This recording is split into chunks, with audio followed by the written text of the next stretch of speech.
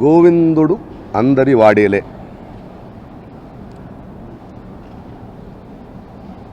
Cinema కథ విన్న క్షణం నుంచి రిలీజ్ దాకా నేను ఒకే మాట చెప్పా. నా ట్విట్టర్లో కానీ ఫేస్బుక్లో కానీ కలిసిన మీడియా మిత్రులతో కానీ నాతో పనిచేస్తున్న వేరే షూటింగ్ వెళ్ళినా అక్కడ ఉన్న వాళ్ళతో కానీ, కొన్ని సినిమాలు జనాల్ని ప్రేక్షకుల్ని రీచ్ అవుతుందనేది నమ్మకం. అలాంటి ఒక నమ్మకం నాకు ఉండింది. అండ్ ఈరోజు సినిమా చూసిన ప్రతి ఒక్కరు ఇలాంటి చక్కటి అద్భుతమైన అందమైన విభిన్నమైన సినిమా చూస్తున్నాం, థ్యాంక్ యూ అంటుంటే చాలా ఆనందంగా ఉన్నాను. ఒకటి ఈ సినిమా కోసం, ఇంకొకటి నా కృష్ణవంశీ కోసం. గోవిందుడు అందరి వాడేలే సినిమా వల్ల నాకు వచ్చిన పేరు కన్నా ఎక్కువ నేను మళ్ళీ కృష్ణవంశీతో కలిసి పనిచేయగలిగాను. అది నాకు వచ్చిన చాలా పెద్ద జీతం, చాలా పెద్ద ఆనందం. కొన్ని రోజులు కోల్పోయింది మళ్ళీ నాకు దొరికింది ఇంటికి వచ్చినండి. అవును, ఒక అద్భుతమైన ఒక వ్యక్తిని, ఒక మనిషిని, ఆయనతో కలిసి ఉంటే దొరికే అనుభవాల్ని, జ్ఞానాన్ని, ఆనందాన్ని కోల్పోయాను. ప్రతి ఒక్కరూ సగటి మనిషితో లవ్ అండ్ హేట్ రిలేషన్షిప్పే అవుతుంది. అది నీ భార్యతో ఉండొచ్చు, నీ పిల్లలతో ఉండొచ్చు, నీ తల్లిదండ్రులతో ఉండొచ్చు, మీరు పూజించే దేవుడితో ఉండొచ్చు. టోటల్గా ఎవరిని ఒప్పుకోం కదా. కొన్ని విషయాలు విభేదాలు ఉంటాయి. విభేదాలు ఉంటేనే మనుషులు. కృష్ణవంశీ లాంటి, ప్రకాష్ రాజ్ లాంటి ఇద్దరు వెరీ స్ట్రాంగ్ పర్సనాలిటీస్ వాళ్ళ జీవితంలో వాళ్ళదైన ఒక ప్రయాణం, వాళ్ళదైన ఒక అవగాహన, వాళ్ళదైన ఒక స్ట్రెంగ్త్తో ఉన్నప్పుడు, కలిసినప్పుడు కొన్ని ఘర్షణలు ఉంటాయి. I love Krishna Vamsi and I hate Krishna Vamsi, but I love him more than I hate him. ఆ సినిమా హీరో కృష్ణవంశీ. కృష్ణవంశీ ప్రాయశః తను తీర్చిదిద్దే కథల్లో కానీ, పాత్రలో కానీ, తను చెప్పదలుచుకునే కథ కానీ మిగతా వాళ్ళకన్నా నాకు ఎక్కువ అర్థమవుతుంది కాబట్టి కనిపిస్తుంది. అది ఆయన గొప్పతనమే. అండ్ అది కృష్ణవంశీ ఏం చెప్పదలుచుకుంటున్నాడో అని నాకు అర్థమవుతుంది కదా, దాని గురించి నాకు గర్వంగా ఉంది.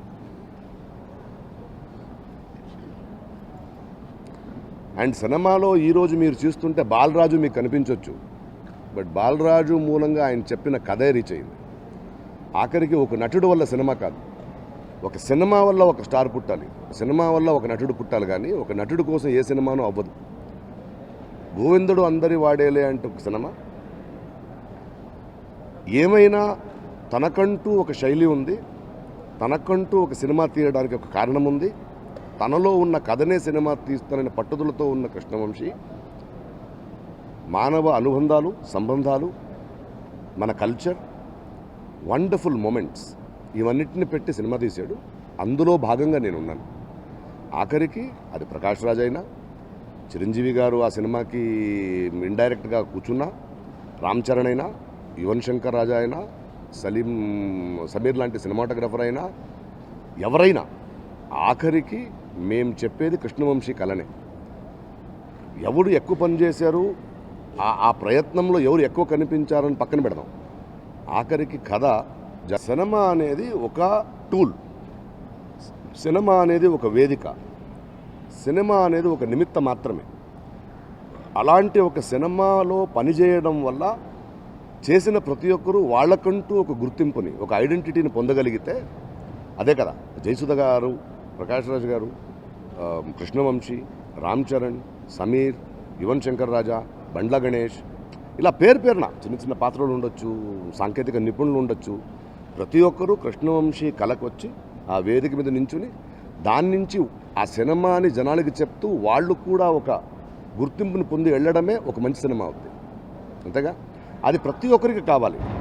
నేను ఎన్ని సంవత్సరాలు 300 సినిమాలు చేస్తున్నాను, అయినా ఇంకో మంచి పాత్రం కావాలి, ఇంకొంచెం గుర్తింపు కావాలి, ఇంకా మళ్ళీ విలక్షణ నటుడు అనిపించుకోవాలని. కృష్ణవంశీ ఇన్ని సినిమాలు తీసినా మళ్ళీ డైరెక్టర్గా నేను నిలబడాలి, రామ్ చరణ్ నేను మళ్ళీ హీరోగానే ఉండాలి, అది ప్రతి ఒక్కరి ఆశ కదా. And as simple is that. కృష్ణవంశీనే హీరో. 100 కారణాలు ఉంటాయండి. మనిషి అవ్వచ్చు, ఆయన కథ అనుకున్నాడు, ఒక నటుడిని అనుకున్నాడు, సినిమా తీశాడు. తీసిన తర్వాత అనుభవం ఉన్న అన్నయ్య కానీ వీళ్ళందరూ కూర్చుని చూశారు. మేము అనుకున్నది కథ రావట్లేదు అన్నప్పుడు ఇంకో నటుడిని తీసుకున్నారు. అది అంత సింపుల్. అది అందులో నేను అహంకారంగా చూసేది కానీ నేను లేకపోతే సినిమా అనేది కాదు. అది కథకి కావాల్సిన వాళ్ళు కథ కావాలి. కథ ఎత్తుక్కుంటుంది తనకేం కావాలో, ఈ రూపంలో ఎత్తుక్కుంటుంది. ఆ క్షణంలో ఆలోచించి ఏమాత్రం అహంకారానికో ఇగోగా బలి అవ్వకుండా కథ ముఖ్యం, కథ జనాలకి రీచ్ అవ్వడం ముఖ్యం అనుకుంటూ ప్రకాష్ రాజ్ని పిలిచారంటే అంతకన్నా ఆనందమే ఉంది. మంచి ఆరోగ్యం ఉన్న మనసులు కలిసి సినిమా చేశారనే కదా అర్థం.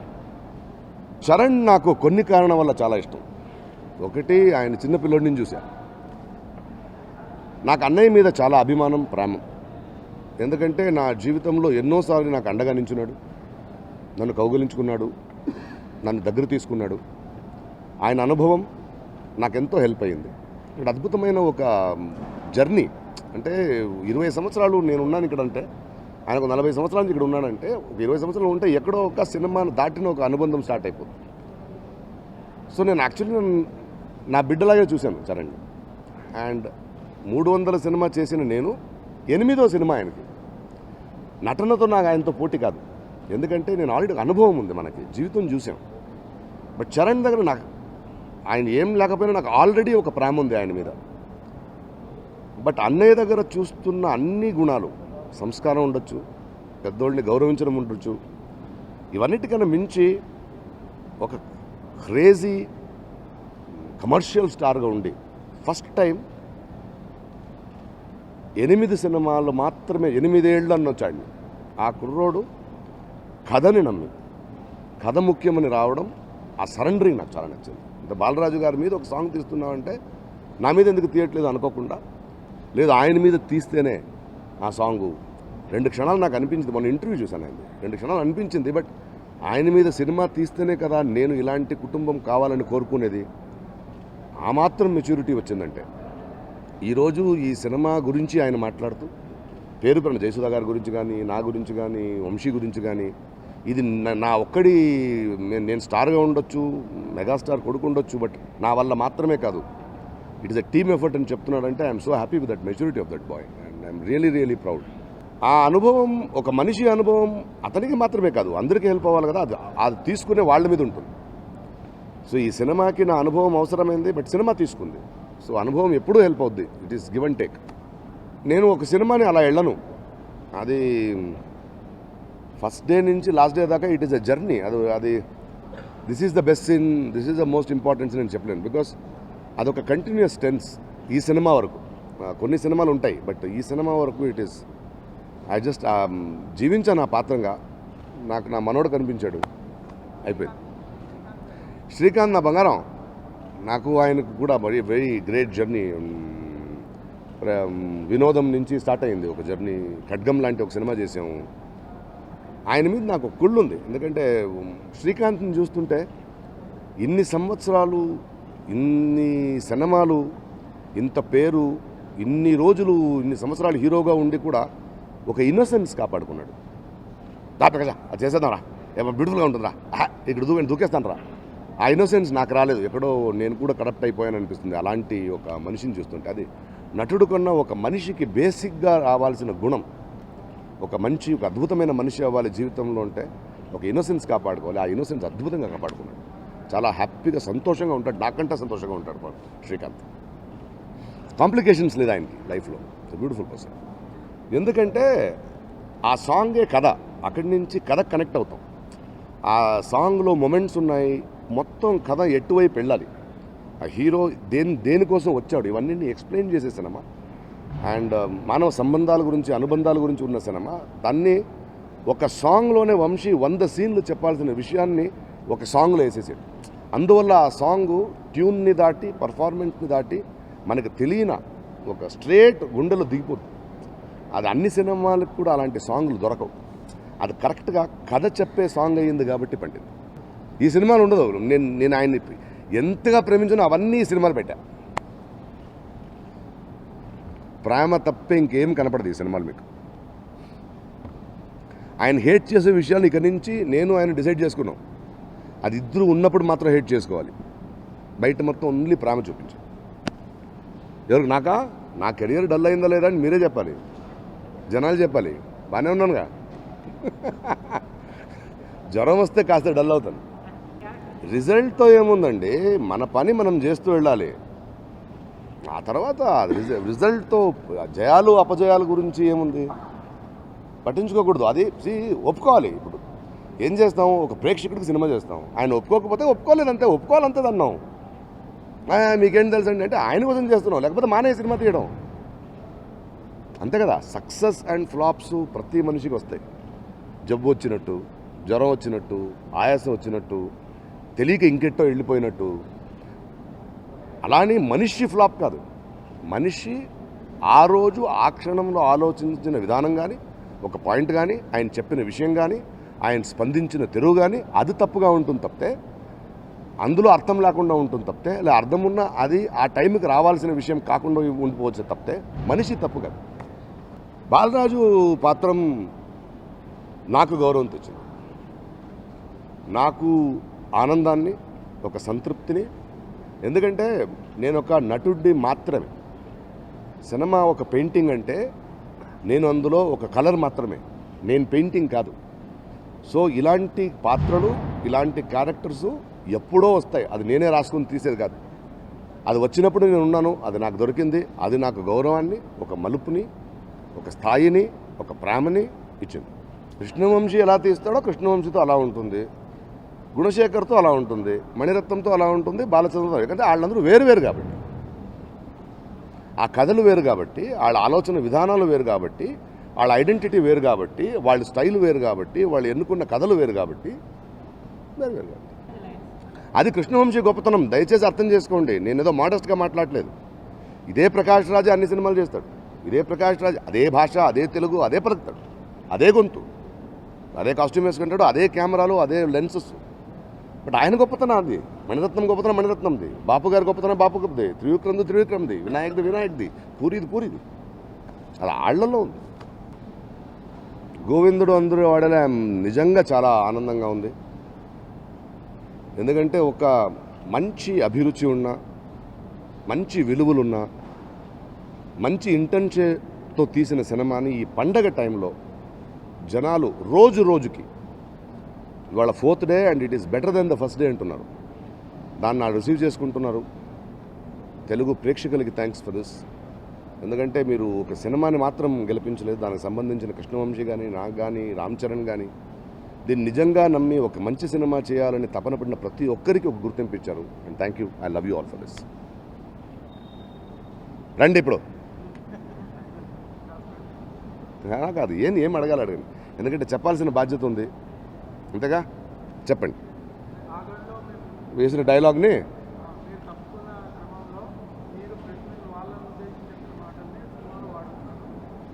దానికి ఆయన ఆన్సర్ కూడా ఇచ్చాడు కదా శ్రీను వైట్ల గారు. తనకు నచ్చిందని చెప్పాడు, సిగ్గు లేకపోతే. ఒక మనిషి ఒక సినిమాలో నటించడం తనకిష్టం లేకపోతే తీసేయొచ్చు, సైలెంట్గా ఉన్నాం. కానీ ఆయన్ని 3 సంవత్సరాలు బ్యాన్ చేయాలి, తెలుగు ఇండస్ట్రీ నుంచి పంపించేయాలని నానా నాటకాలు ఆడి బ్యాన్లు పెడితే, నేను చెప్పింది పద్యం కాదు, నా ఆవేదన, నా కోప, నా ఆక్రందన. రాళ్లతో కట్టకండి ఇల్లు కట్టేస్తాను, నన్ను కాల్చకండి నేను ఇల్లు దీపం చేసుకుంటాను, నన్ను తరమ్మకండి, నన్ను చంపకండి నేను నీలకంఠుడిని అయిపోతానని పెయిన్తో చెప్తే ఆయనకి అలా అర్థమైందా? నచ్చిందని పెట్టేసుకుంటా అంటే సినిమా ఆడలేదు కాబట్టి మాట్లాడడానికి వేరే మాట్లాడలేదు. నచ్చిందంటే నిజంగా పెట్టుకుంటే, సంస్కారం ఉంటే ఫోన్ చేసి నువ్వు చెప్పిన మాటలు నచ్చింది నేను పెట్టుకుంటానని అడగాలి.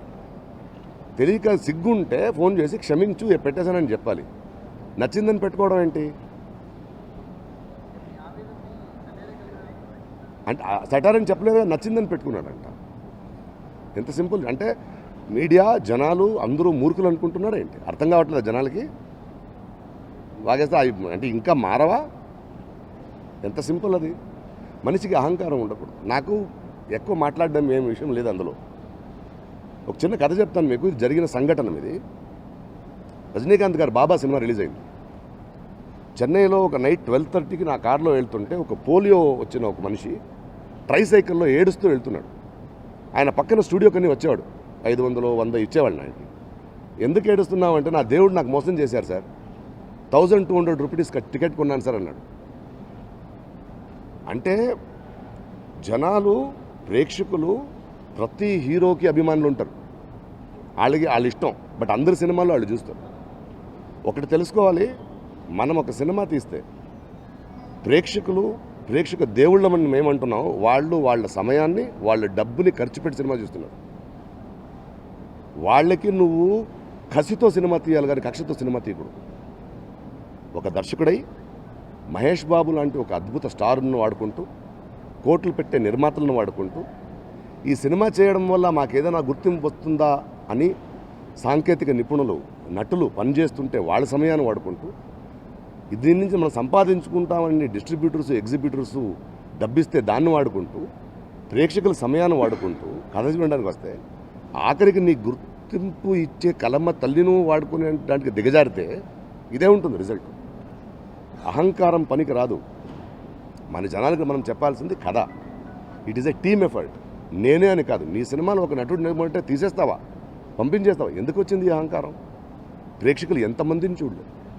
నీకు పవన్ కళ్యాణ్ ఏం చేశాడు, ఎన్టీఆర్ ఏం చేశాడు, ఆ కోనా వెంకట్ ఏం చేశాడు, ప్రకాష్ రాజ్ ఏం చేశాడు, నిర్మాతలు ఏం చేశారు? వాళ్ళని ఆడుకోవడానికి సినిమా తీయడం ఏంటి? దానికి వస్తారు ఆడియన్స్, వాళ్ళకు మంచి చక్కటి కథ చెప్పండి, మా అభిమాన హీరోని చూపించండి అని నమ్మొస్తారు. అలా చేయాలి తప్ప ఇప్పుడు కూడా టైం లేదు. అద్భుతమైన పెద్ద సినిమాలు తీసిన దర్శకుడే దీని నుంచి నేర్చుకుని నెక్స్ట్ సినిమా మంచి సినిమా చేస్తే ఆయన బాగుంటాడు. బట్ అహంకారం పనిచేయరాదు. ఎందుకంటే ఏ అహంకారం కూడా, దాసరి గారి నుంచి, బాపు గారి నుంచి, విశ్వనాథ్ గారి నుంచి, కృష్ణ నుంచి ఎన్నో డైరెక్టర్స్ ఇక్కడ ఉన్నారు. వాళ్ళెవరూ కక్ష కోసం సినిమా తీయలేదు. తీసిన సినిమాలు హిట్ ఫ్లాప్ అందరికీ వస్తాయి, అది కాదు ముఖ్యం. నాకు మహేష్ బాబుకి 15 సంవత్సరాల అనుబంధం. నేను ఆయన అంటే చాలా ఇష్టం. The most matured actors. ఆయన సినిమాలు నేను చేస్తూ ఉంటాను. మీరు ఒక సినిమా తీయకపోతే నాకేం ప్రాబ్లం లేదు.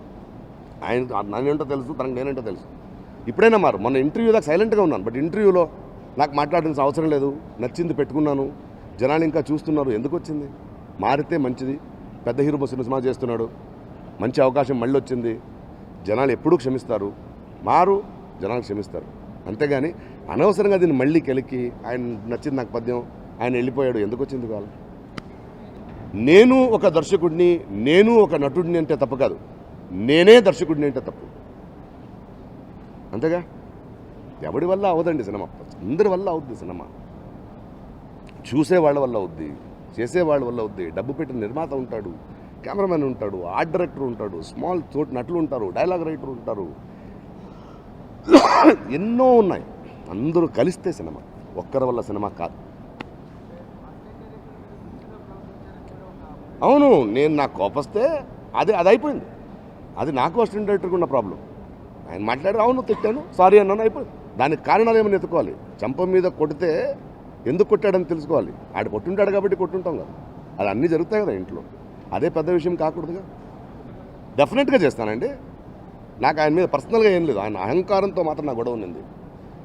హిట్స్ అండ్ ఫ్లాప్స్ అందరికీ వస్తాయి. ఆగడు లాంటి, అది దూకుడు లాంటి సినిమా చేసిన వాళ్ళే మనం. చేయని మంచి సబ్జెక్ట్ ఎందుకు చేయకూడదు? అందుకే కదా ఉన్నాం ఇక్కడ, కలిసి ఉన్నారు కదా. అందులో ఏముంది? చచ్చా, నేను వెళ్ళిపోవాలని ఆడి చెప్పొద్దు, ఆయన వెళ్ళిపోవాలని నేను ఎప్పుడు చెప్పను. 10 మంది బ్రతకాలనుకోవాలి. ఎక్కడెక్కడ పుట్టామో, ఏ తల్లికి పుట్టామో, అందరూ ఒక చోట వచ్చి పని చేస్తున్నాం. ఎందుకు హ్యాపీగా సరదాగా మాట్లాడుతూ, జాలీగా నవ్వుతూ, కోప్పడితే కోప్పడుతూ, క్షణం మర్చిపోయి వెళ్ళాలి.